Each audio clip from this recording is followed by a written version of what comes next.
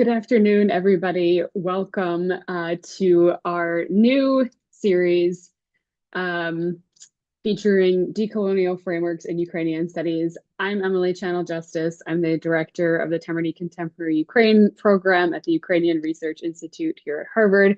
And I'm really delighted to kick off this new series. As most of you know, Ukrainian studies is more robust than ever before, and so many new wonderful publications are coming out featuring all kinds of different methodologies, different disciplinary frameworks, and collectively they're all doing something to discuss decolonizing, a decolonial framework in how we understand Ukraine. And for me personally, this is one of the most important contributions of Ukrainian studies to our field right now. And so we decided to start this new series in order to feature different works that directly address a decolonial framework, but also to encourage other authors to talk about their works that aren't explicitly decolonizing with a decolonial framework. We're hoping to start a much more robust conversation about what decolonizing means from a Ukrainian perspective. I'm really, really pleased to have a co-host for this series, Natalia Shpilova-Said, who is Harvard's preceptor in Ukrainian language and is very engaged with Ukrainian studies on campus. And so together we've sort of thought about how to frame this series to get our authors in conversation with one another. So just a quick note about the format. We'll have our book presentation first, and then Natalia and I will kick off the Q&A. And then for those of you who are watching online live right now, please feel free to submit questions in the Q&A function. We'll get to as many as possible. It's a very robust attendance, and which we're very delighted about. And hopefully we'll have a great discussion. I'm really thrilled for our first author to be Svetlana Biedarieva, who you may already know through her active work with the Ukraine Decolonial Studies Network. I'm sorry, I might have said that slightly incorrectly. But she's somebody who's been really talking about decolonizing since long before this book that we're talking about today has been published. And this is also a book that really kind of pushes this decolonizing framework in a really active way. So Svetlana Biedarieva is an award-winning art historian, artist, and curator. She specializes in Ukrainian, Eastern Europe, and Latin American art with a focus on decoloniality and resistance in contemporary art practices. Today, the book that we're talking about is Ambicoloniality and War, the Ukrainian-Russia Case, which came out with Palgrave Macmillan in 2025. And she's also edited several volumes about anti-colonial art, and decolonizing art from Ukrainian perspective, Baltic perspective. We have more details about all her publications online, but since we're all here, I'd like to go ahead and turn the floor over to Svetlana, and let's begin. Svetlana, thank you so much for joining us, and thanks so much for being the kickoff speaker for this new series. Thank you so much, Emily, for the introduction, and so thank you to you and to Natalia for inviting me. And for me, it's an honor and a pleasure to open this presentation series. And particularly, I'm happy to talk about this new book. Here I have the book.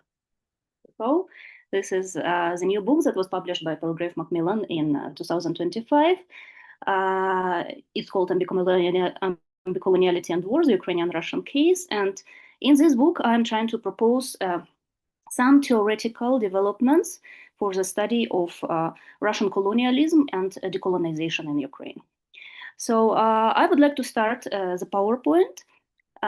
Thank you very much to everyone who joined today. And I'm happy to see that there are so many people today in the audience. And I look forward to presenting you some of the highlights from the book.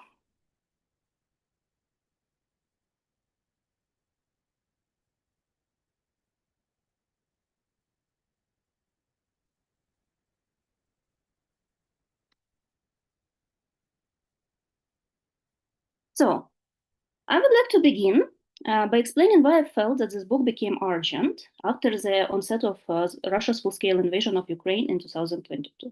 Why there was this particular urgency to discuss this topic. This book focuses on the questions of colonialism and decolonization and reveals the need to profoundly rethink both Ukraine's colonial past and Russia's present neocolonial efforts. This book offers one modest contribution to establishing a post and decolonial framework in Ukraine, which has been scarce and or nearly absent for a long time. Its scope shows that Ukraine's struggle doesn't just dismantle colonialism, it also challenges a global order that pretends that colonialism is over. So this book focuses on contemporary Russian neocolonialism in Ukraine, as well as examines closely the historical underpinnings of the situation linked to centuries-long Russian colonialism. So this book addresses the necessity of analyzing, first, colonialism, which for decades remained omitted from public discussion. Second, colonialism, which currently experiences an anachronic reenactment in an age when empires of the world have fallen.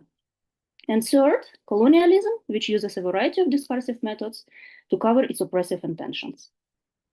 This task requires a methodology selected for the analysis that would integrate the particular complex colonial relationship developed between Ukraine and Russia.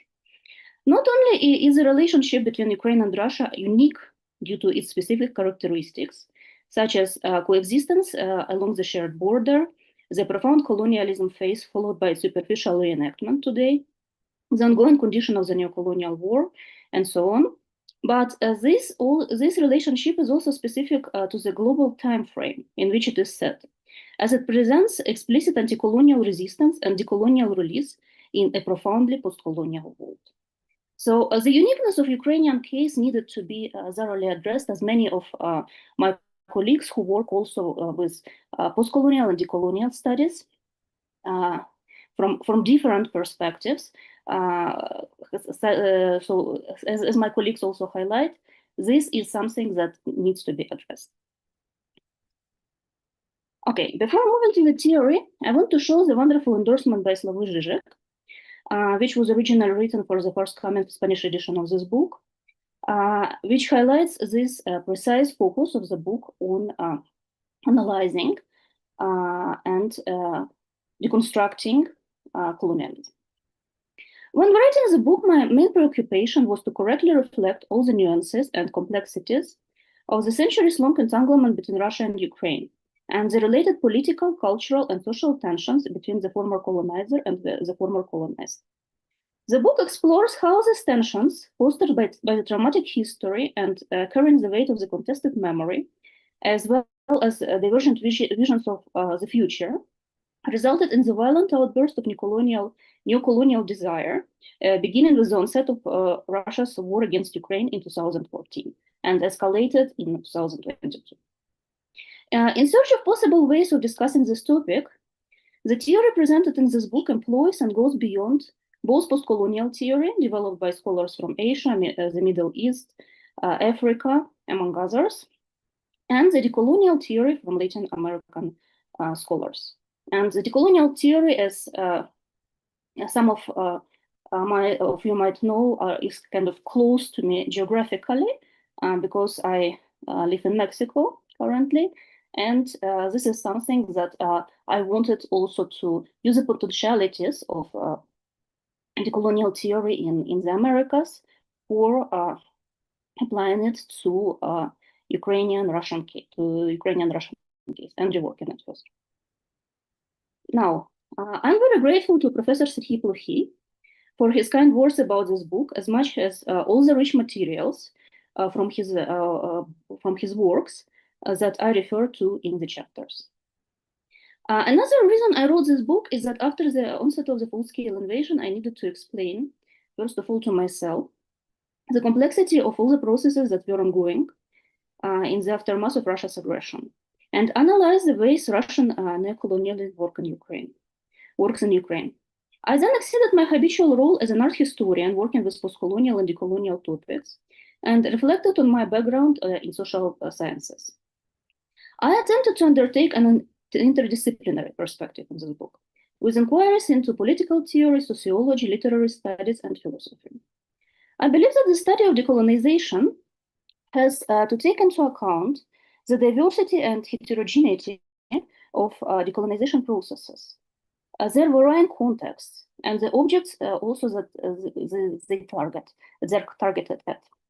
And this book also offers a typology of decolonization processes that is linked to their particular historical stage after the independence of Ukraine in 1991, which can be identified in terms of their belonging either to the post-colonial condition, rooted in the rethinking of the past, or the decolonial situation, which manifests breaking with the colonial historical trauma and beginning of truly independent production of knowledge.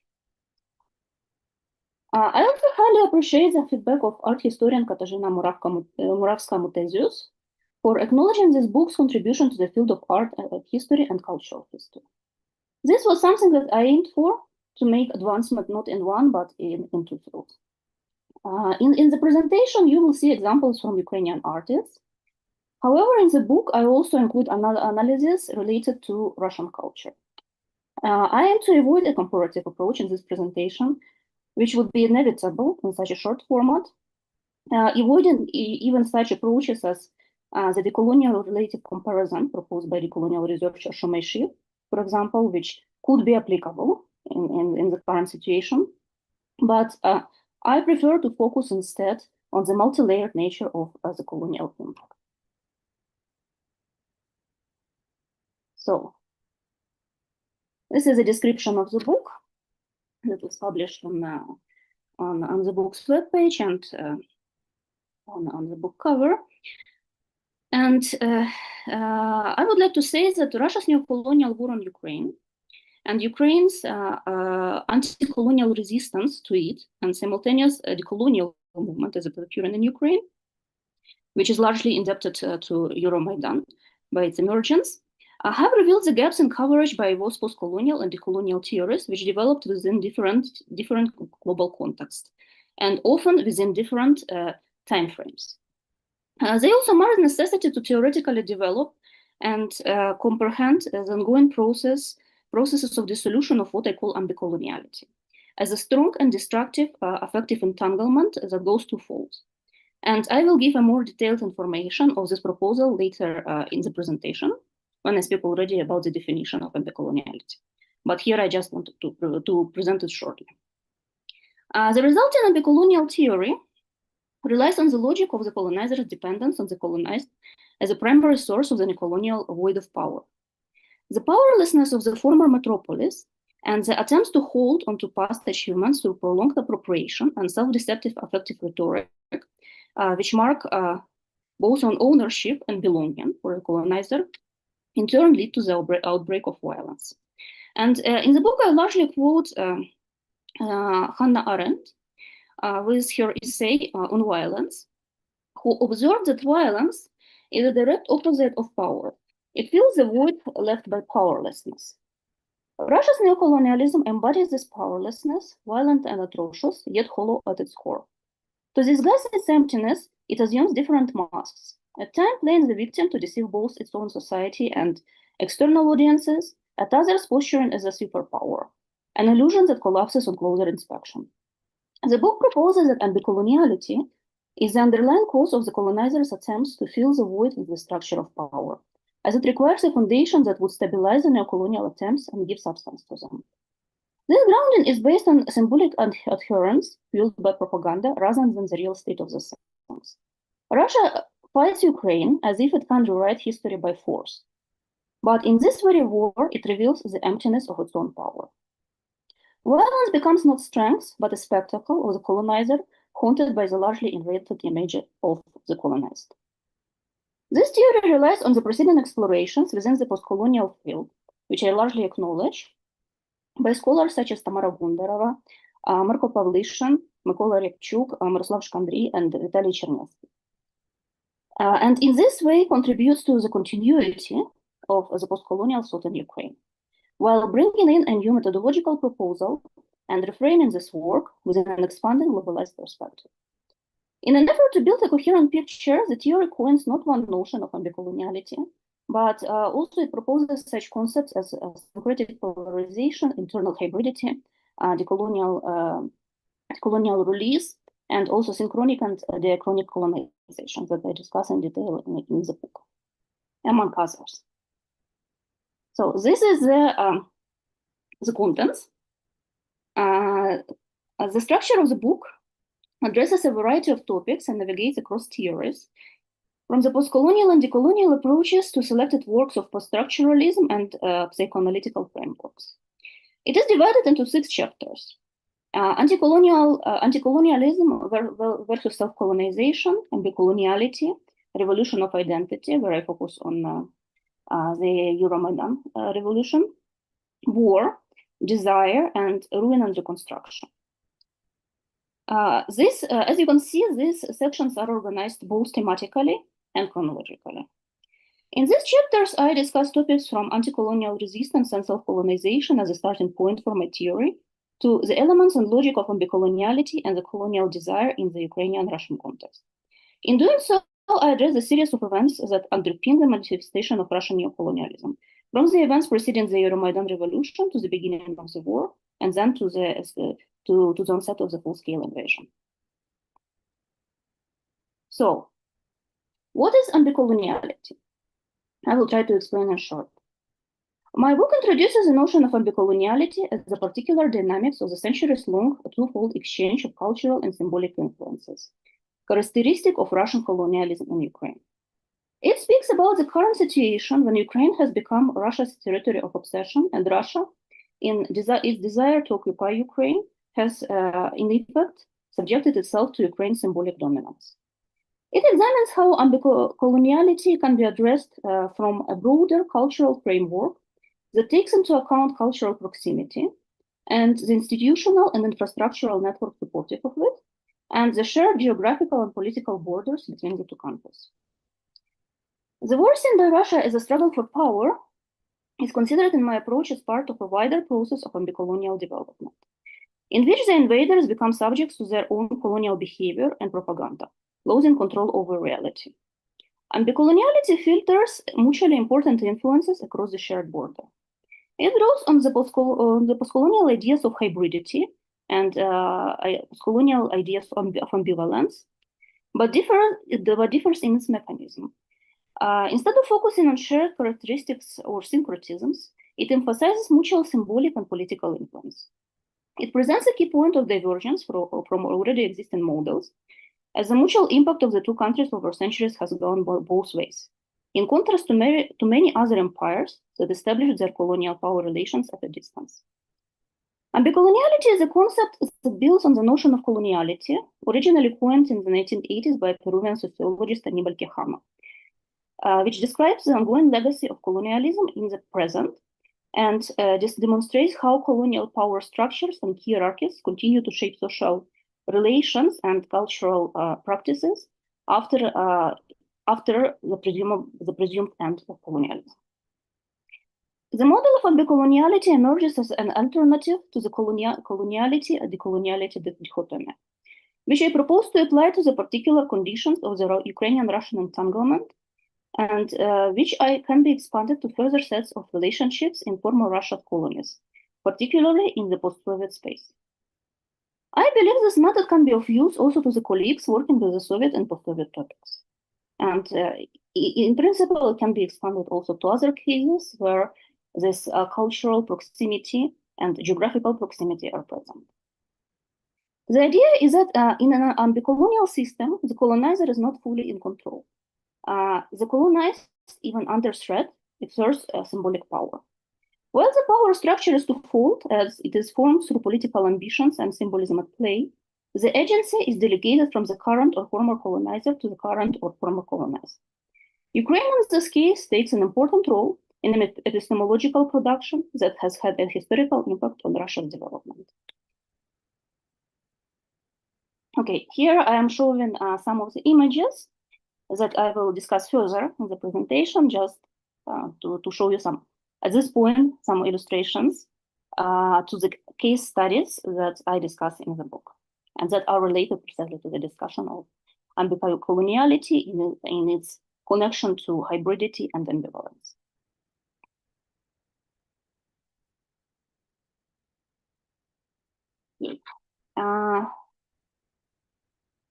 Russia's polymorphous coloniality, together with cultural proximity, creates the ambicolonial situation I discuss.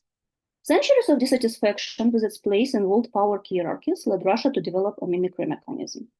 First, it borrows from Cold War narratives of Soviet presumed anti-imperial resistance.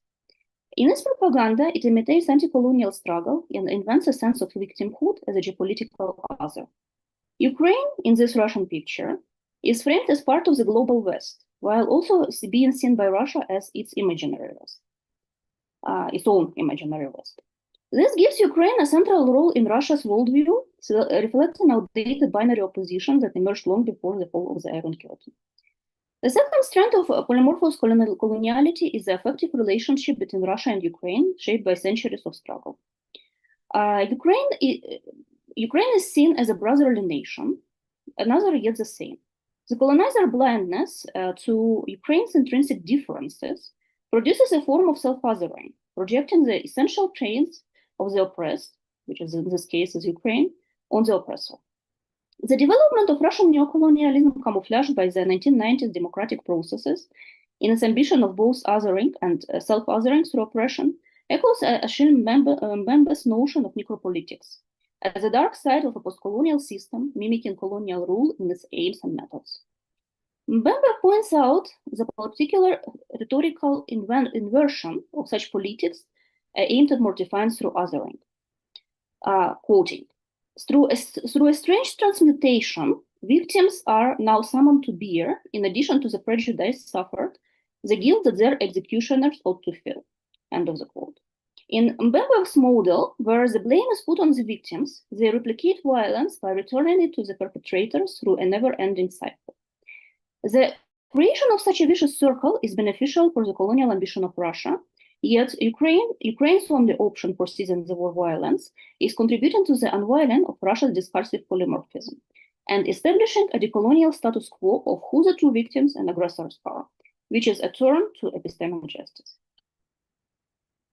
Okay, this is another illustration to the next topic that I'm going to discuss, and then I'm going already to the case studies, not to tire you with too much theory. This is an illustration to the chapter which is called Desire. And here I propose some theoretical interpretations of the topic of colonial desire and the hybrid subject of desire, which is a recurrent topic in different works of post-colonial theorists. In an ambicolonial relationship, the colonizer is fascinated by the symbolic field of the subaltern country and desires its appropriation. Unlike traditional colonization, this desire is deeply affective.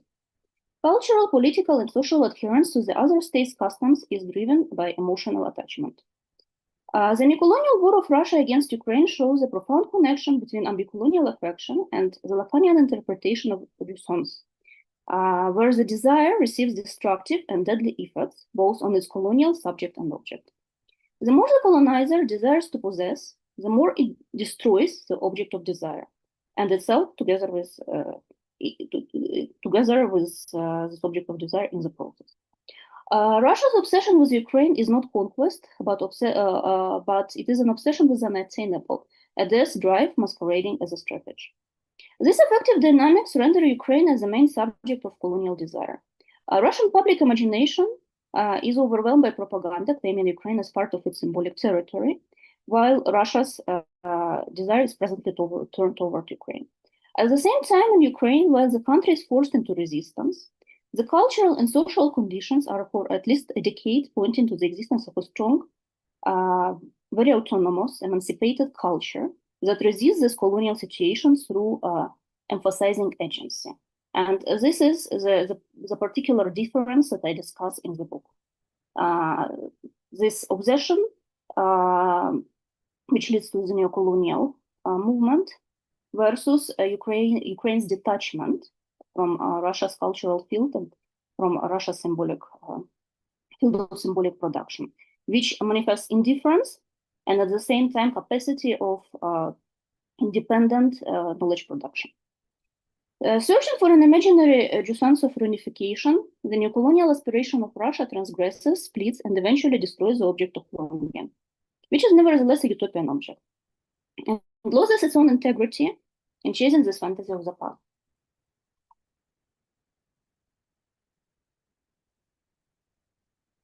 The fatal desire creates a new order of things where the object of desire is unattainable, and this impossibility creates a new powered hierarchy that breaks up with the mutuality of exchange.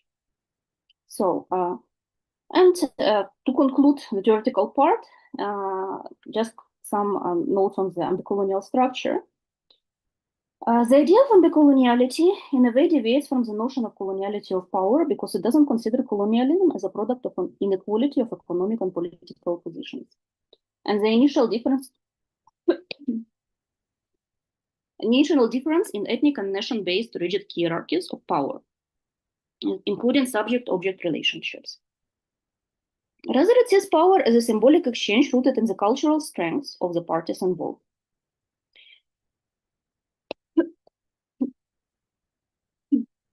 Sorry, I'm going to take 30 seconds to breathe and then I will continue.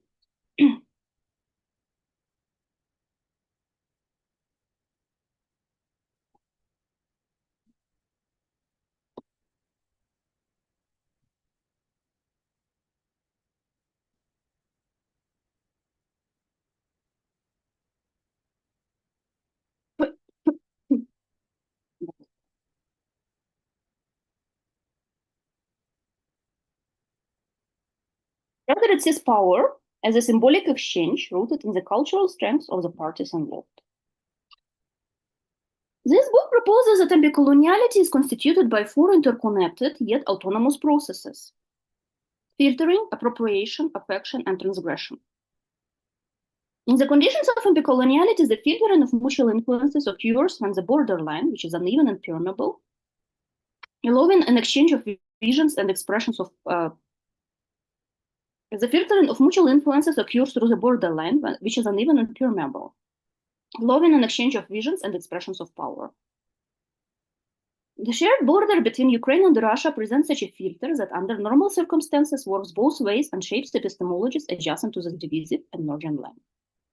In an ambicolonial structure, the boundaries of the self and the other collapse. The oppressor internalizes the victim. The victim shapes the consciousness of the oppressor. The war is thus not merely fought on the battlefield, but in the very structure of Russia's fantasy of the neocolonial empire itself.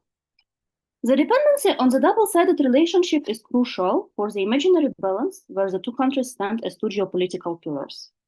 Once the oppressed is emancipated, as happens with Ukraine's decolonial release, the oppressor falls under the weight of the demolishing structure of power. This failure represents the ultimate loss of not only territories, but also of the predatory and manipulative cultural system supporting such an entanglement.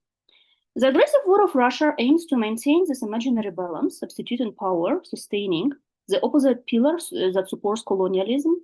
The aggressive war of Russia aims to maintain this imaginary balance, substituting power, sustaining the colonial system with violence, as I discussed in the introduction about the void of power and the violence substituting it. However, what escapes their attention is that the opposite pillar supporting colonialism became decrepit long ago. Ukraine has undergone several rites of passage in constituting a separate identity. From three Maidan revolutions in 1990, 2004, and 2014, to the proven ability of active resistance through the military frontline and the decolonization of the cultural field. So, to illustrate these concepts in practice, I examined key works of Ukrainian literature in the book, and alongside the examples of visual art. For example, the groundbreaking novel, The Moscoviad, published shortly after the dissolution of the Soviet Union, Ukrainian writer Yuri Andrukhovich depicted Russia's post-1991 development as a failed attempt to maintain and conceal its imperial and colonial underpinnings within a superficial post-colonial transformation. Quoting, "The empire was changing its snake skin, was reconsidering the habitual totalitarian assumptions. It discussed, imitated the change of laws and of the rules of the daily life. It improvised on the topic of the hierarchy of values. The empire toyed with freedom, thinking that this way it could preserve itself through renewal. But it wasn't worth changing the skin. This was the only skin it had. Now, having crawled out of its skin, the old bitch is in the throes of agony." End of the quote. Similarly, in the work of the Ukrainian painter Vlada Ralko from her series Lviv Diary, started in 2022 and still ongoing, The ever-changing face of the empire is portrayed through the anti-colonial struggle against it. It is incorporated in this work through the interplay of power positions that the site repeatedly exchange as the military situation changes.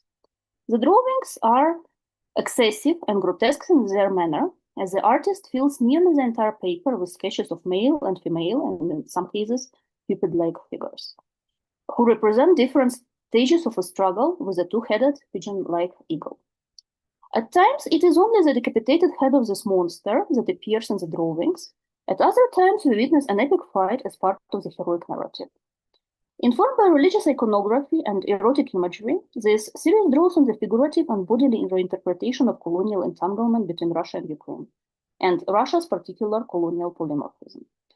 The Soviet symbols that occasionally re-emerge in the drawings implies a consideration of this fight as a final and irreversible battle that will dismantle not only the falsified pseudo-imperial narrative used by Russia, but also the entire post-Soviet space, or at least Ukraine's belonging to it.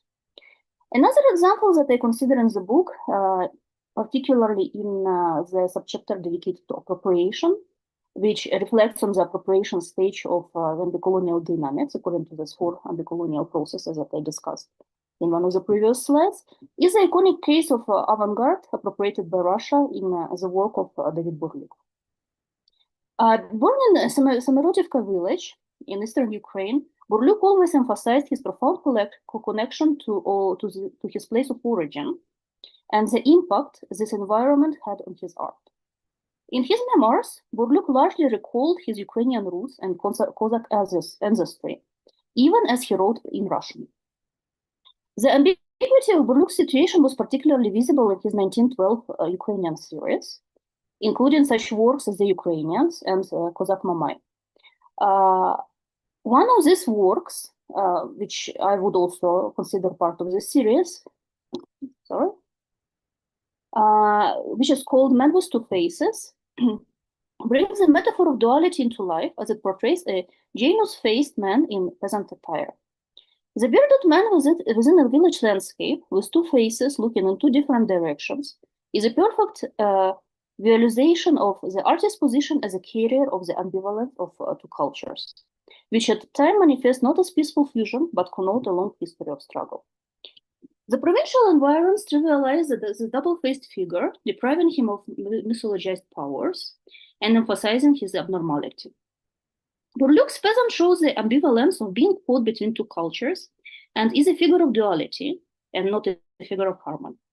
In this portrayal, ambicoloniality unfolds in full, with the marked desire to mutually incorporate cultures, epistemologies, and systemic dysfunctionalities of both the colonizer and the colonized. And another example from the chapter that is dedicated to colonial desire. The hybrid subject of desire was critically illustrated in 2013 by Ukrainian artists Mykola Matsenko and Oleg Tistel from the Nazprom group in the monumental painting Together Forever. This painting portrays a passionately kissing couple, an industrial worker, presumably a miner, and a nude woman with a flowered headdress reminiscent of Ukrainian folk flower crowns. While the male figure points to the industrial achievements of the Soviet Union, epitomized by the Donbas region, but also extrapolated to the post-Soviet Russian industrial sector, the female figure representative of Ukraine appears as an objectified and aestheticized subaltern. The ambivalence of the male figure draws a connection between the figure of Russia as a colonizer and Ukraine's East as its native informant in the terminology that Gayatri Spivak uses in her post-colonial theorizing. Returning to the profoundly post-colonial discussion on two Ukraines, as defined and examined by Mykola Rybchuk in his book From Little Russia to Ukraine, Paradoxes of the Belated Nation-Making, that was published by Kritika in 2000. Those are two visions of Ukraine, pro-Ukrainian and pro-Russian, viewed as a tension that was further successfully resolved by Euromaidan. And this interpretation of the vision of two Ukraines changed profoundly after the decolonial turn prompted by the Euromaidan protests. The ambivalence of the miner's figure, incorporating references to both Russian industrialized and extractivist modernity, and the post-colonial marginalization and stereotyping experienced by the Ukrainian East, highlights the hybridity of desire that recreates a colonial power structure. This painting of Together Forever refers to Oleg Tistol's earlier work, Reunification, created shortly before the collapse of the Soviet Union. Tistol's work explores the notion of brotherhood and confluence and hybridization. Returning to the history of the 1654 Pereyaslav Treaty, when the Ukrainian Hetmanate signed allegiance to Imperial Russia, the painting presents a reunification of two expressively painted, look-alike male figures who passionately embrace each other. They hold Cossack maces as symbols of power, referencing the remythologization of the historical relationship between the two countries, as an equal unity rather than colonial belonging. By employing elements characteristic of the vision of a nation-state in the post-colonial context, the artist addresses the widespread idealization based on cultural proximity. To break the illusory harmony of the process of reunification, he portrays two figures in the background adorned with the symbols of faith, such as Christian crosses and symbols of abundance, such as cornucopia, as two core elements of colonial syncretism, and these figures whisper to each other and embody the threat and treachery that await the central figures in this historicized colonial hybridization. 2 years before Alexander Solzhenitsyn published his manifesto on the unity of Slavic peoples, which was later employed by Putin in his neo-colonial program, and this is something that I discuss in detail in the book, Tistol critically addressed the notion of brotherhood, a utopian affective construct fraught with pitfalls and danger. Okay, so in conclusion, the Russian invasion of Ukraine has revived the specter of colonialism in the 21st century, revealing both its persistence and its anachronism. What makes this war distinctive is not only its scale and brutality, but also its demonstration that colonial patterns of domination have not disappeared, even in a world that imagines itself post-colonial. Ukraine's resistance exposes the fragility of these structures and sets a precedent for dismantling the hierarchies of the post-Soviet space. Ukraine shows us that resistance is not only defensive, it is a blueprint for dismantling coloniality itself. And the colonial theory challenges established models and emphasizes Ukraine's centrality in rethinking the global colonial map. This is not just a war in Ukraine, it is a test of how the world confronts colonial legacies today. The Ukrainian case shows that the struggle against colonialism is not only a local or regional matter, but also a key to understanding the shifting balance of power and the possibilities of freedom in the contemporary world. Thank you very much. And here I finish my presentation. These last illustrations are the cases that I further discuss in my book, which you can be acquainted with in their particular context. I just wanted to show you more images. Thank you very much, and I look forward to your comments and questions. Thank you so much, Svetlana. That was, I'm so glad you have so many illustrations, which I would also add as a really nice feature of the book. You have a lot of different kinds of examples. As I said, we, our hosts, will start with the questions. So Natalia, if you would like to begin for us, thank you so much. Well, thank you so much. Thank you so much, Emily, for initiating this new series. And thank you to Svetlana for starting this discussion. I have a lot of questions, but I try to narrow myself to two questions for right now. And I would like to zoom in on the uniqueness of the Ukrainian case. And to some extent, you also mentioned this urgency to speak about Ukraine as a unique case, particularly today. But also in your book, as well as in your talk, you mentioned some historical trauma that Ukraine is engaging with.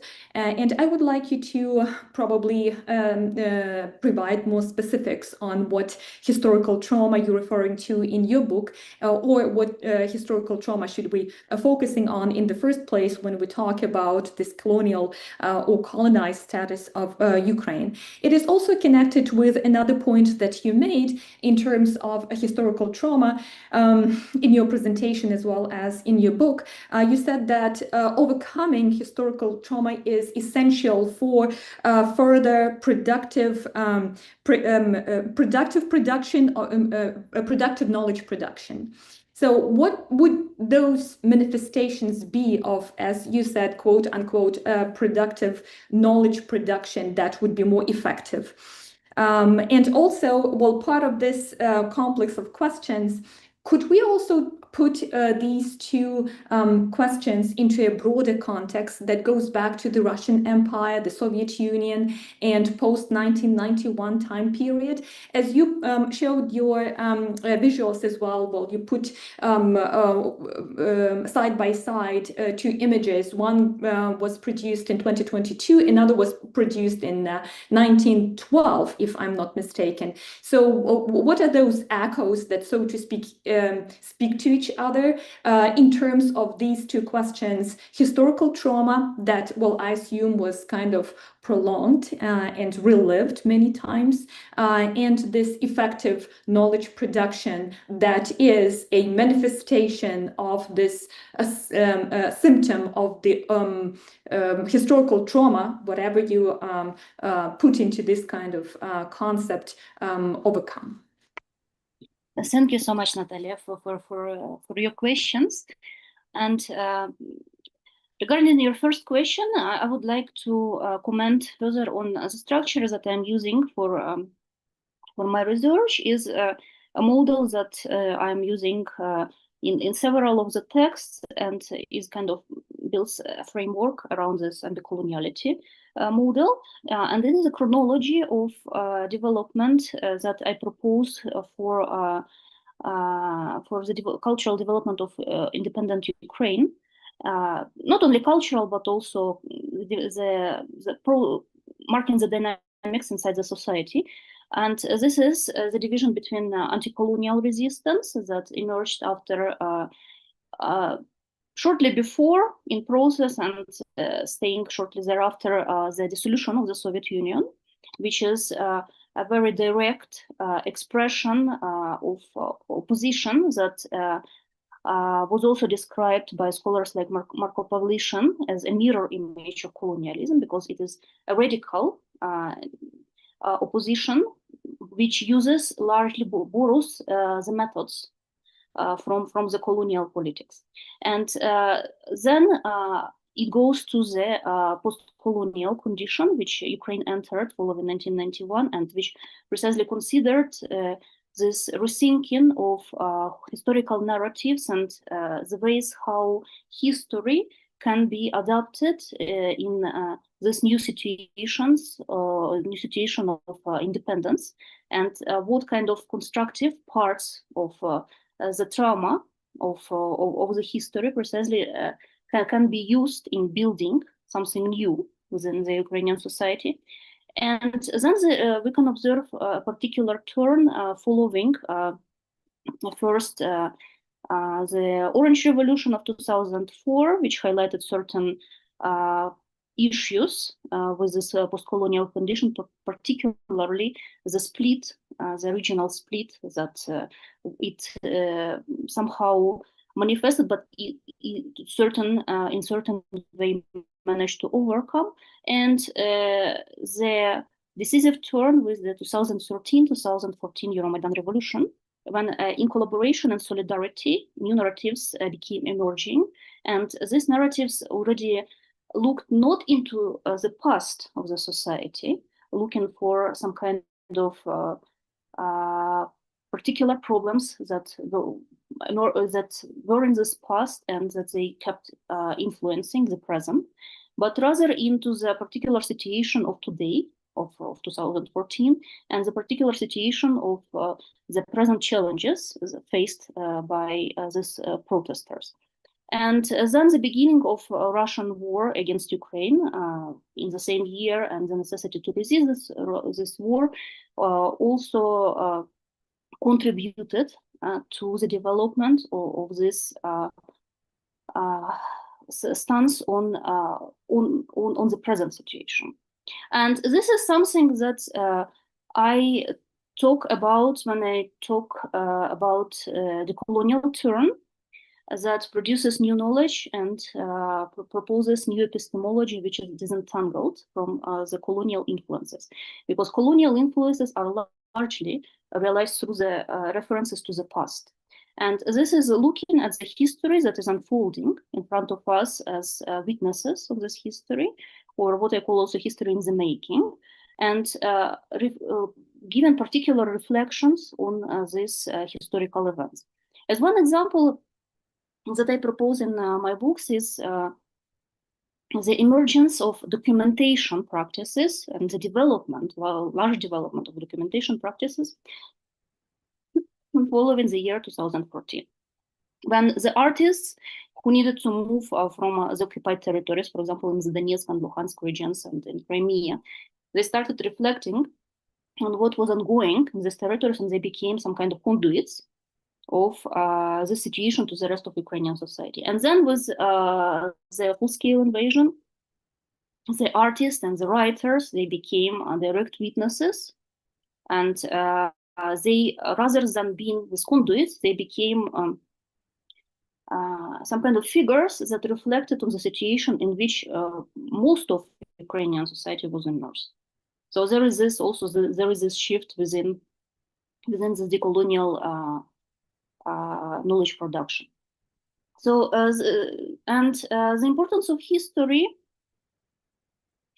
is, of course, undeniable, because to function, to build institutions, to foster the cultural production, society has to know its history.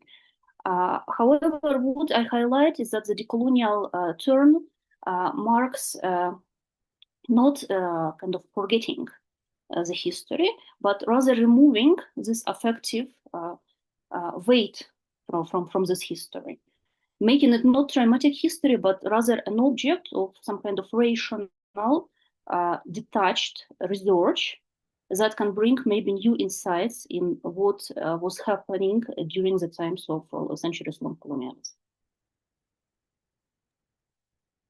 Thank you. Natalia, if you'd like to follow up, you should please feel free, since there was a lot there, so please go ahead. Well, just maybe a brief follow-up.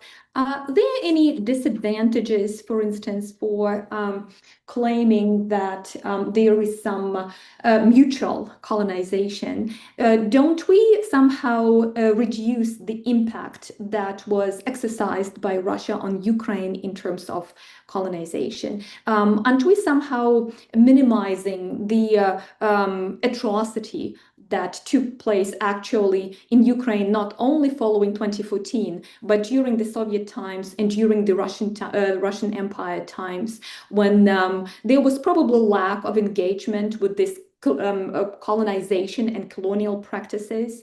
So I'm just wondering if there are any concerns about this kind of approach and regarding this kind of engagement with the colonial practices.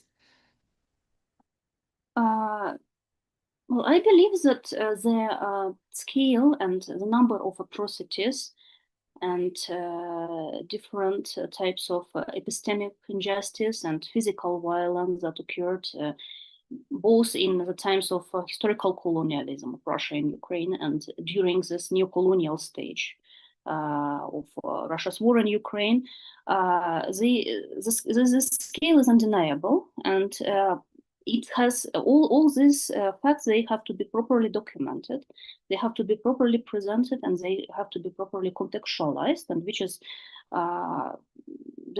basically the work of many of the colleagues who precisely in these years developed much of research using the archives, focusing on these topics.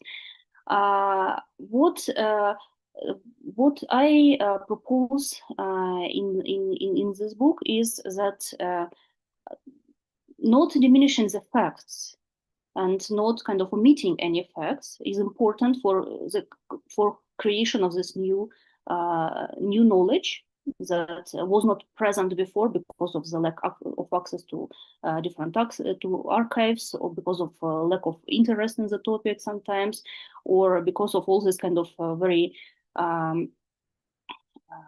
quite sometimes irrational colonial development. But also it is important to make a focus not only on victimhood of Ukrainian society, but also on its agency. And this agency is something important because agency brings visibility. And if we speak about the development of Ukrainian studies on the global level, we need to look for this visibility. And we need to look for the capacity and show this capacity of Ukrainian culture of producing something that is powerful and that brings impact not only on some kind of local environment, but also goes beyond this local and regional environment, but and links to the global processes and makes these processes transform and produces a global change.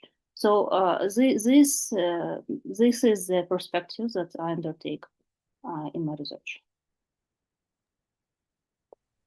I think my question builds a little bit on this this kind of global perspective, because those of us who have been following these discussions in Ukrainian studies, we know it's a little bit of an uphill battle. This decolonial framework obviously resonates within Ukrainian studies, but even within Slavic studies, it's the push to ask, for instance, and many of our colleagues who have exclusively focused on Russia to adopt a decolonial or framework of colonization at all is a struggle.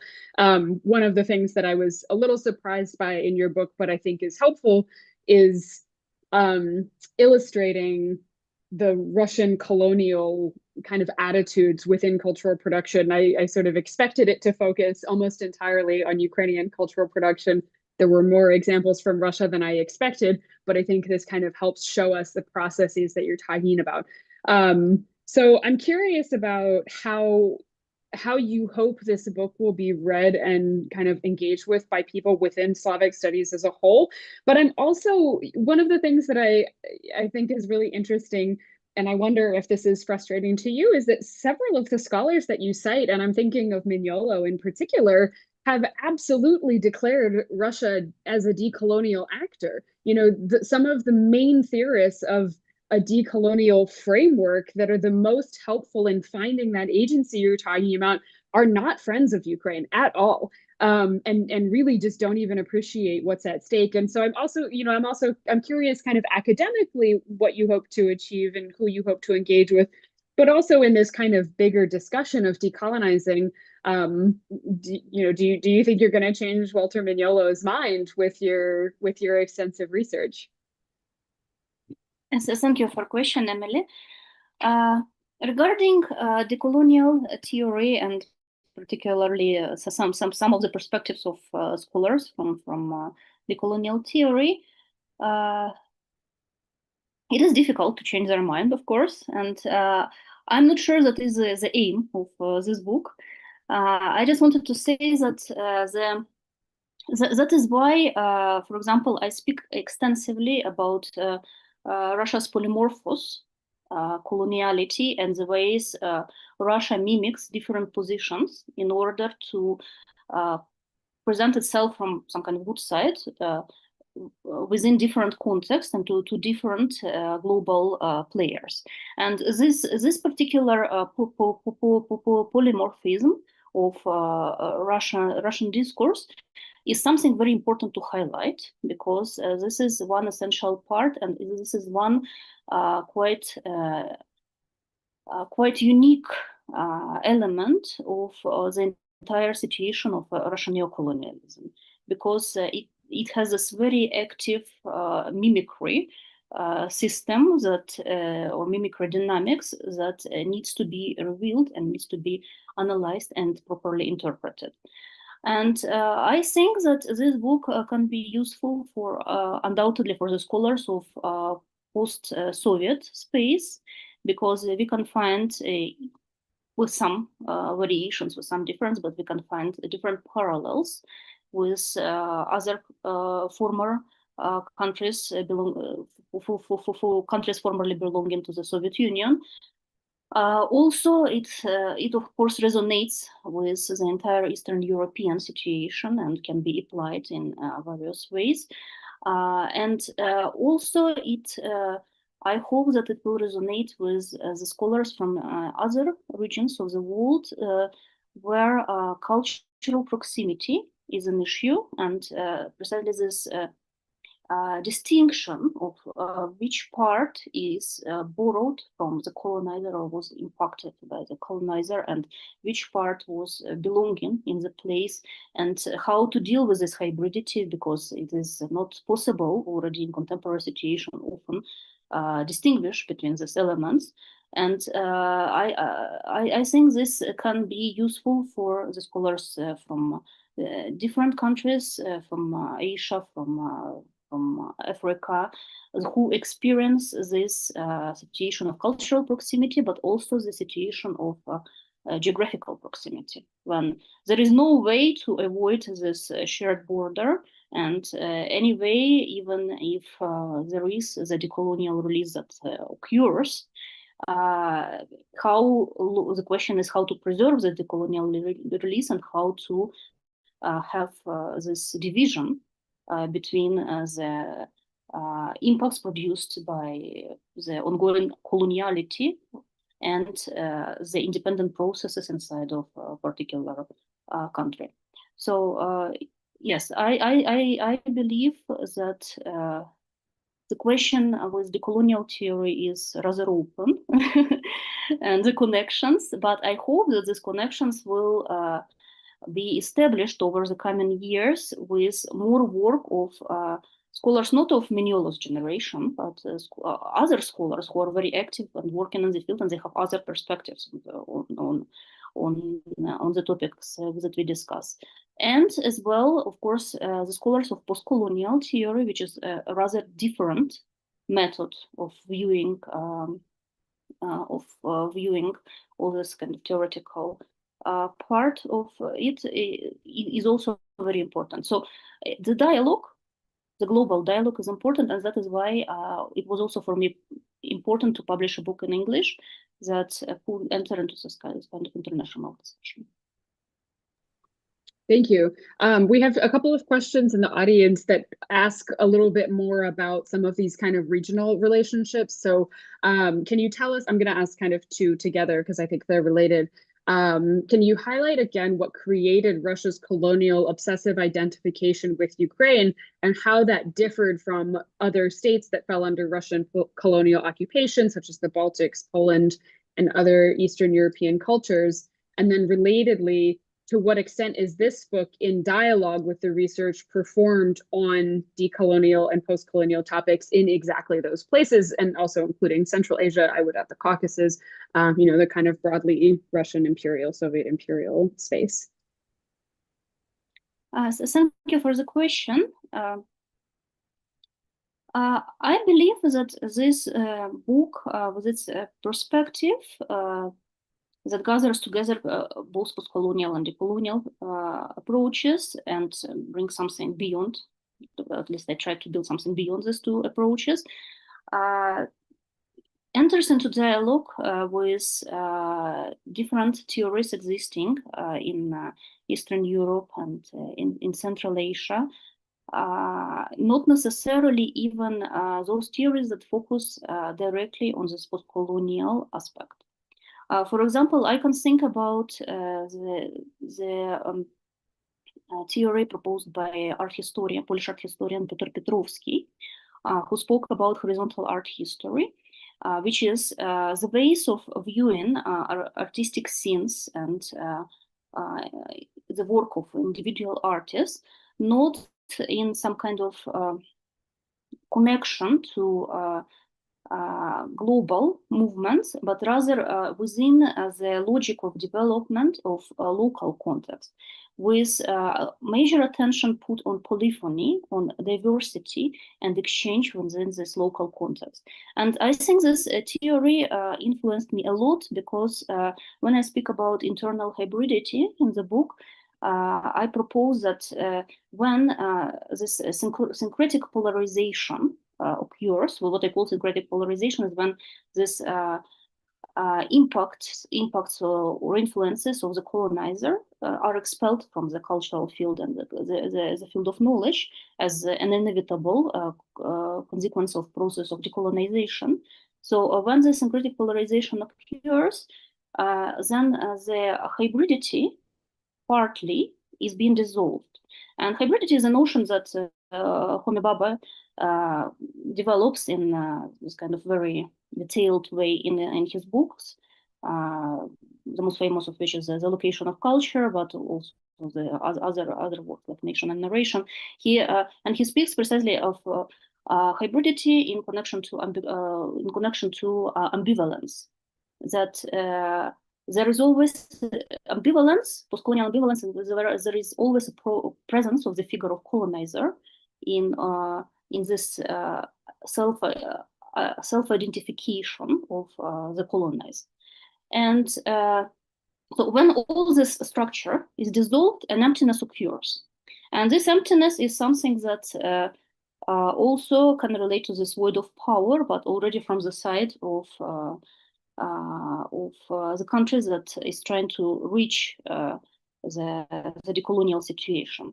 And I propose that what fills this void is the internal exchange, is the exchange that makes different regions of the country and the context proposed by these regions very well connected between each other. And the example of this we can see, for example, after the onset of full-scale invasion, many artists from the south, from Kherson, for example, or from Mykolaiv, they moved to western Ukrainian regions. And there were several emergency residences that were hosting them, and they started collaborating with artists working locally and producing work that was already very different from those preceding works that they created, because there was this particular exchange and there was this particular dialogue.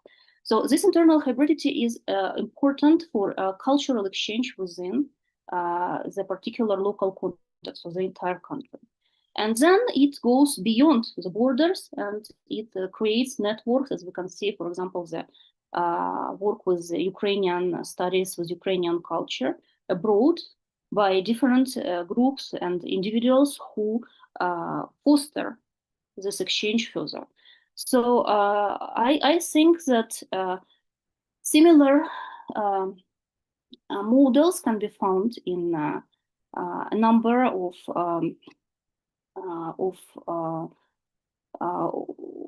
the regions that I discussed, and that the question was referring to. Precisely this horizontal art history being just one of the examples. Great, thank you very much.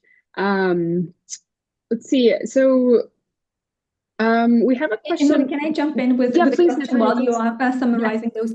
I just wanted to follow up, Svetlana, on what you just described in terms of decolonizing practices and internal hybridity. What about those territories that are recolonized by Russia right now? The Donetsk region, the Luhansk region, Crimea. So how do we engage with the same approaches that you just described in terms of that territory? How can we resolve those issues? That's a very good question, and unfortunately, as we can see, those occupied territories, they don't enter into this decolonization dynamics fully because of the obvious reason of being under occupation, but they have to be integrated. And precisely this, the documentary turn about which I was mentioning some time ago, when different artists and writers, they and generally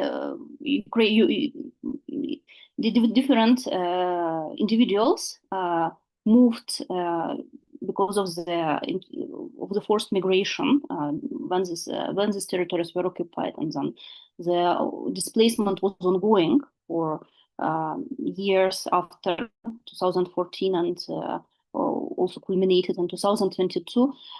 These people, they became kind of representatives of the places. And for example, if we think about the Crimean House that was established in Kiev following 2014, and there was this displacement of narratives that centered on Crimea, but that were created already elsewhere. I think this is precisely the the dynamics that helps to decolonize as if from outside, without direct access to the territory, but by means of preserving culture, by means of maintaining this culture, and by means of developing different narratives connected to the particular culture. So that's how the Donetsk and Luhansk regions, and that's how Crimea, they remain connected, and that's how they also somehow became the center of attention at some point when the artistic production was displaced from these places and was brought to Kiev as some kind of one of the cultural centers, but also to other cities of Ukraine, and in this way it became it had the possibility to become more disseminated. We have several questions from Tatiana Hranchak, and I'm going to kind of jump and kind of combine them. So you have a lot of comments also. And I just want to read one of the things that Tatiana writes in kind of the framework and asking you to position your work in relation to this framework. So she says everything is quite simple, actually. Russia's waging war to establish its control and rob those who have something. There's nothing unique or difficult to understand about this. That behavior was characteristic of Muscovy, and not only in relation to Ukraine. Since the formation of the Muscovite state, we have always seen the same thing: the seizure of foreign territories, the genocide of the local population, and its replacement with their own or assimilation. So to turn her comment into a question, the discussion, these discussions about Russian sort of second-rateness and ambicoloniality lead to dangerous conclusions that will kind of position us in a need to understand and give kind of a guilty position for the West. Ukraine and the West in general, and Russia's sort of complex relationship with the West created those complexes. And now we have this aggressive, irrational behavior from Russia, and also kind of causing Ukraine, and by extension, the West, to be the actor that then has to compensate or accept and pacify Russia. So in other words, is this framework kind of giving too much explanation and therefore to some extent kind of agency to Russia that then becomes the fault of others? So thank you for the question. I will try to reply briefly, and I believe that.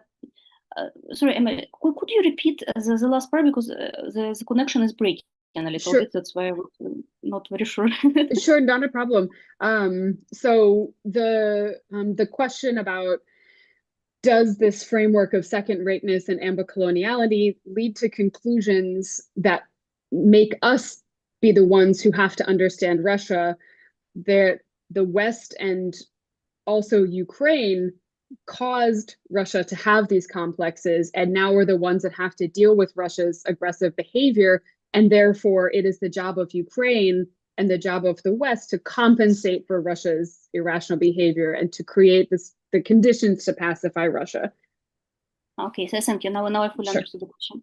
Yeah, I believe that there is, in my interpretation, there is no sense of guilt involved into this, and no sense of that Ukraine to a certain extent provoked Russian actions. What I focus on is precisely this void of power, of symbolic power that Russia experienced, and that was compensated with violence. And of course, it connects to this discussed aspects of Russia being a second-rate empire. And this was actually a notion proposed by Madina Tlostanova, who develops precisely this perspective. And in my case, I focus rather than on identity, I focus on agency, and this idea that I mentioned also in the presentation, that the delegation of ambicoloniality presents this case of delegation of agency to Ukraine as some kind of core of the knowledge production, and Ukraine can use this situation for increasing its symbolic power and to increasing its epistemological impact locally and internationally. But by no means it means that this complex that Russia developed about the West and Ukraine and this kind of representation of the West in Russian perspective is the reason for this ongoing violence. And I think this also, for example, aligns, if you look at Estonian post-colonial theory, that with this visions of Estonia as part of Europe and part of the West, and how Russia actually developed this sense of secondariness towards the Baltic countries. So I believe that this question is, from one side, the response should highlight the agency of Ukraine that it receives in this situation, and the agency to interpret also and to analyze the situation. But it doesn't mean that there is this embedded sense of guilt into the situation. We have another question from the audience, and this question is a follow-up on your concept or your explanation of hybridity. The question is asked by Raymond Arendt. To what extent would an examination of England's colonialism towards Ireland and Scotland perhaps shed light on Ukraine versus Russia, especially in terms of hybridity? And maybe, well, just another subcategory for this question. Well, from your research, is there active engagement with this internal hybridity in Russia, in Russian art, for instance, as well? So thank you for the questions. The case of England and Scotland and the situation that can be projected to a certain extent on Ukrainian situation or vice versa is a very interesting question. It is something that I think really deserves further research. And from my perspective, I really didn't engage with this perspective. So thank you very much. I think it's a very interesting aspect that needs to be discussed. And I believe that this book can be useful for further theoretical contribution precisely to the analysis of this question, because I think that British colonialism is often regarded in terms of this Commonwealth of countries and this kind of external colonialism that external is not a good word. The colonialism that was procreated on distance and with distant territories where this syncretism of cultures is more present. And as for me, for example, the situation of between England, Scotland, Ireland, and so on is something that currently is being missing from my perspective. And I think that is something for me to research. So thank you very much for this idea. Yes, but could you remind the second question? It's a follow-up on internal hybridity, particularly in the case of Russian art, because you focused on some examples in Ukrainian art, but if there is any active engagement with that kind of conceptualization. In internal hybridity, I considered the case studies from Ukraine, because I linked this to the questions of displacement and the questions of exchange, which presupposes, of course, certain decolonial processes ongoing.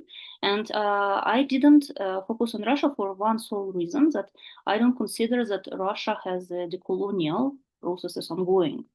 It has this kind of situation that, as I described in my book in more detail, that is being stuck in this post-colonial condition when certain rethinking occurs but there is no liberation from this permanent obsessive turning to the past. And I bring also some examples in the book. And so the ambicoloniality of Russian cultural field is precisely exercised from this post-colonial perspective. And this post-colonial perspective is precisely this one of these pillars that I was describing that are supporting this ambicolonial structure. While from the side of Ukraine, the structure is already collapsing because of decolonial disentanglement.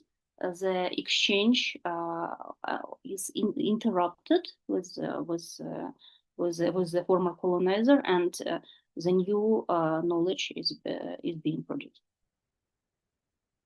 There is a quick follow-up from Raymond Arendt. Follow-up: role of Scots and Irish as subalterns is running through British Empire. The same of role as of Ukraine as Second Soviet Republic. Yes, and thank you. And just to add to this discussion and this kind of parallel, you extensively cite Mykola Rabchuk in your book, and he is somebody who's written, he's used the example of British colonialism in Ireland as a parallel to the Russian colonial case in Ukraine, particularly looking at language policy, which again you also talk about in your book. So if anybody'd like to do some further reading about that, that's accessible. And I also would just use that to say that one of the things that I appreciate very much about your book too is the way that you engage and kind of highlight how Ukrainian authors from different academic backgrounds have been participating in this conversation long before 2022, even before 2014. I think that's something that really gets missed in the broader discussions of decolonizing. That's just my 2 cents. But I do want to ask this question about the kind of intellectual versus reality approach to this framework from Marusia Hajdukowski-Ahern. So she says that the approach is satisfying from an intellectual and psychoanalytic perspective, but the reality of the invasion turns the blurring of boundaries into a stark and lethal opposition between us and them, which I think we all kind of understand. So is there a way to translate your approach to solving this kind of duality? Your ambicolonial approach, I think, allows us not to only think of victim and oppressor, but it is still, there is still this dualistic approach. So can we use that in a different way to move beyond that kind of stark divide? So thank you for the question. First, Emily, I would like to respond to your comment about Ukrainian authors that are discussed and featured in the book. For me, it was very important to find all this amount of texts, kind of a diversity of texts that were created in early 2000, starting from 1992, starting with the text of Marko Pavlyshin, and then in the 2000s there was the work of Mykola Rabchuk, there was the work of Vitaly Chernetsky, the work of Tamara Gundarova, and all these texts they were for a long time omitted from English language research on the topic, and many of these books were not translated into English. And like for example, the book of Tamara Gundarova, it was published in 2012 on the book of transit culture, and it was translated just only recently because the topic became urgent, and finally it found its translation. So for me, it was very important to highlight that actually there was much work done before, and there is a foundation on which we can, a fundament on which we can build further work. While of course critically reinterpreting it, because every text belongs to its time and belongs to its particular context. And regarding the question, sorry, could you repeat again? Because I'm already sure. tired. Yeah. let me find it again. Yes. So the question is the approach is satisfying from an intellectual and psychoanalytical perspective, but how do we use it to address the reality of the invasion? So there's this creation of a very stark opposition between us and them. Can we use your approach to solve this duality in some way? Yeah. While building this chronology or between colonialism, anti-colonial resistance, post-colonial condition, and the colonial situation, I also remark that there is a paradox that after 2014, Ukraine has entered to the decolonial situation with this kind of first rather slow development of decolonial processes, exemplified by the different ways of cultural production, fostered also by Ukrainian institutions, for example, and the creation of networks, and then intensified after 2022. But also there is this paradoxical strand of anti-colonial resistance that would be anachronical going together with this decolonial detachment if there wouldn't be the situation of the neo-colonial war and the necessity of directly opposing the aggression of Russia, both on the front line and in other aspects of the life of society, including culture, because culture, from one side, reflects on the processes ongoing in Ukrainian society, and from the other side, it shapes these processes. So it's like this very ambiguous connection between culture and the society. And so that is why there is this creation of us and others from one side, but also there is the independent production of knowledge on the other hand. Great, thank you. Let's see, we are approaching the end of time, so we do just have a couple of shorter questions from Mariana Lastoviria, who is based in Kyiv, the editor at The Counteroffensive, which is an American newsletter that covers the war in Ukraine. And she just has a question about going back to this post-colonial trauma question that we discussed at the beginning. What was the most surprising part of the research in talking about post-colonial trauma? Kind of the most surprising example. And maybe you can talk a little bit about the more challenging aspects of conducting this research. How did you make the decisions about what to include in terms of examples in the text? Thank you for the questions. I will respond to the second question first, because it is very, it was quite difficult to select, because there is much material, and the particular perspective could be shaped by different work with material, both historical, art historical, and the selection of theoretical framework that could be for this particular approach. For me, it was very enriching to read the works on Ukrainian history, particularly recent history. It was very important for me also to consider materials from art historical field, and which is my field of specialization, but I tried to reduce this in order to give more shape and more visibility to the theoretical part. And this is something that proceeds from my previous book, the edited volume called Art in Ukraine, Between Identity Construction and Anti-Colonial Resistance, which was published by Routledge in 2024.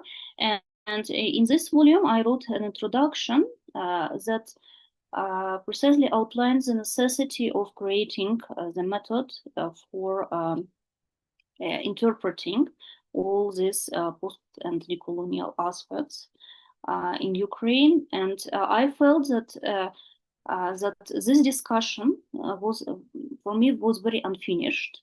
And that's why I departed first from the analysis of art historical case studies, because this is something that I could do, let's say, with more detail.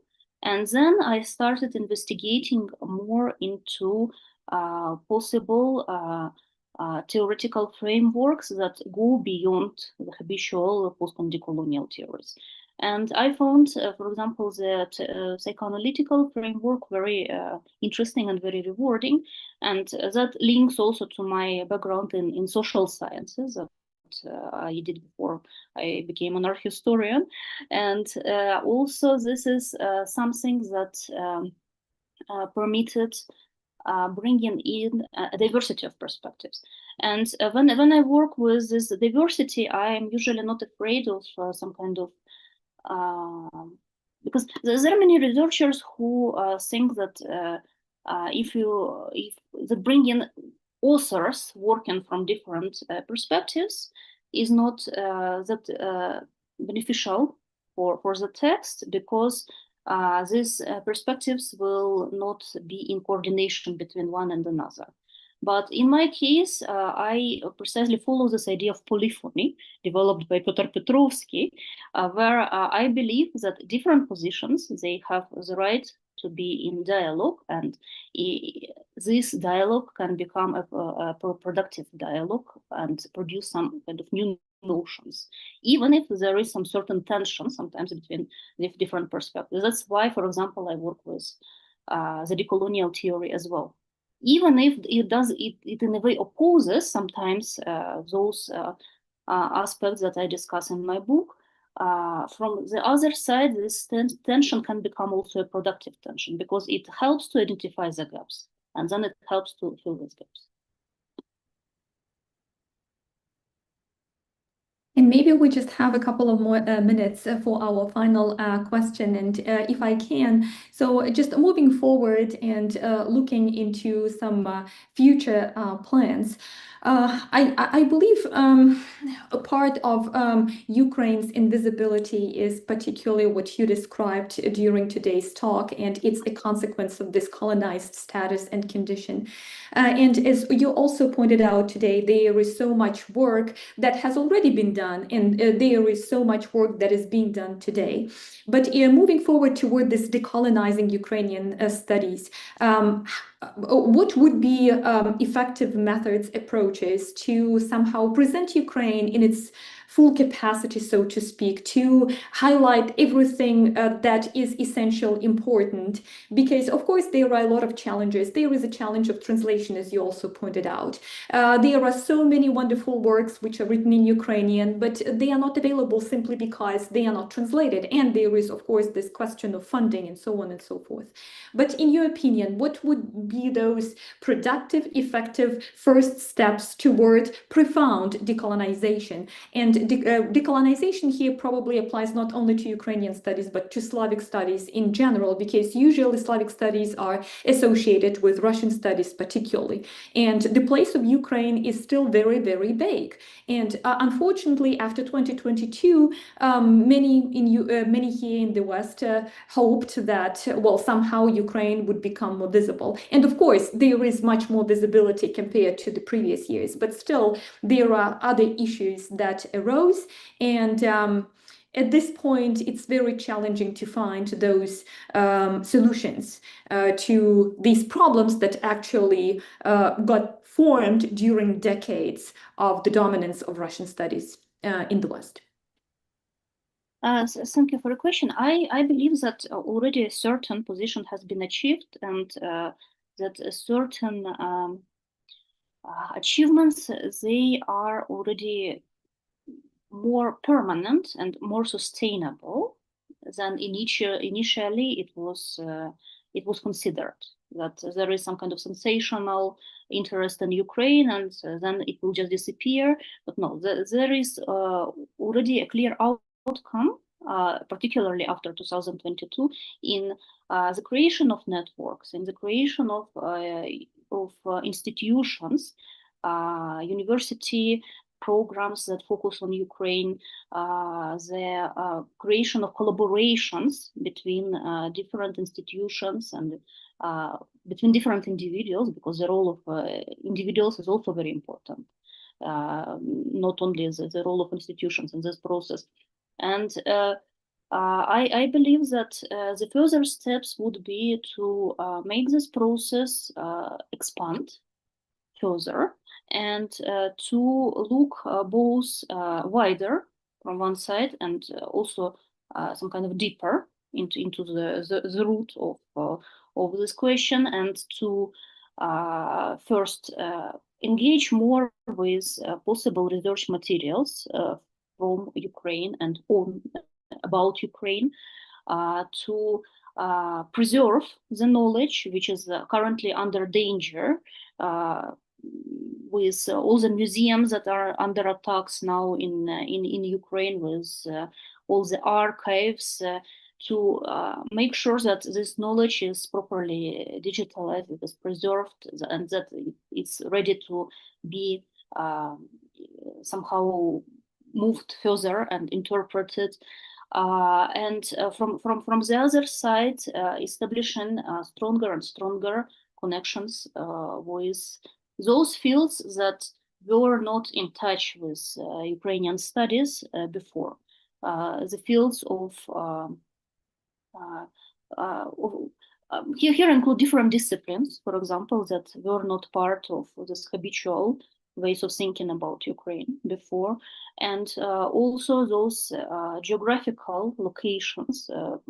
As Latin America is one example that do not have this very immediate connection with Ukrainian studies. So to expand further in this ways. And I think that this is a task that is becoming easier with the time, because there is already some achievements, and we can already rely on this work that has been done.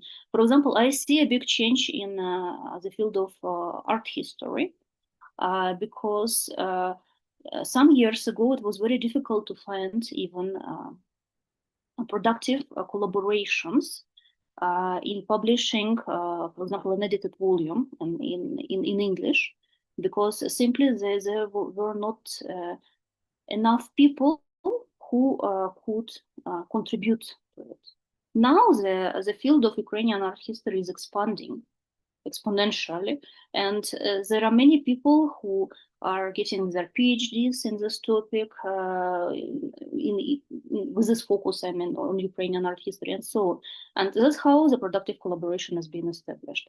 Other fields as well, and the field of post-colonial studies finally went out from the shadows in which it was for decades in Ukraine, even though the texts were created, but many of them, they were not, let's say, at the center of attention.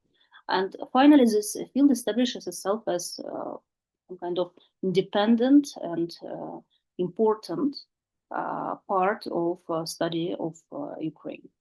Not only study of Ukraine, but study of the world with Ukraine being present in it. Thank you. That was the perfect place to leave us. I think it gives us a lot to think about moving forward. So I just want to thank you again so much, Svetlana, both for your book and for kicking off this series with us. For those of you who are here, I hope that you'll sign up for the Ukrainian Research Institute's listserv. That's where we will announce the rest of the series. We'll be including disciplines ranging from history to anthropology to literary studies. So it's going to be a really broad approach and discussion to decolonizing. And now we have the theoretical framework to think about it with. And then aside from this series, I hope you will join us tomorrow online as well as in person. We'll have a book launch, a discussion of Earth Gods, Writings from Before the War by Taras Prochaska. We'll be joined by the translators, Ali Kinsella, Mark Andrejczyk, and William Blacker. That is tomorrow, Wednesday, September 24th at 5 p.m., both on campus at Curie as well as here online. Natalia, thank you so much for the great questions. Svetlana, thank you for your book. And thanks everybody who joined us. We will see you next time. Thank you. Thank you so much, Emily and Natalia, for inviting and for the questions. And thanks to everyone for joining and for the production.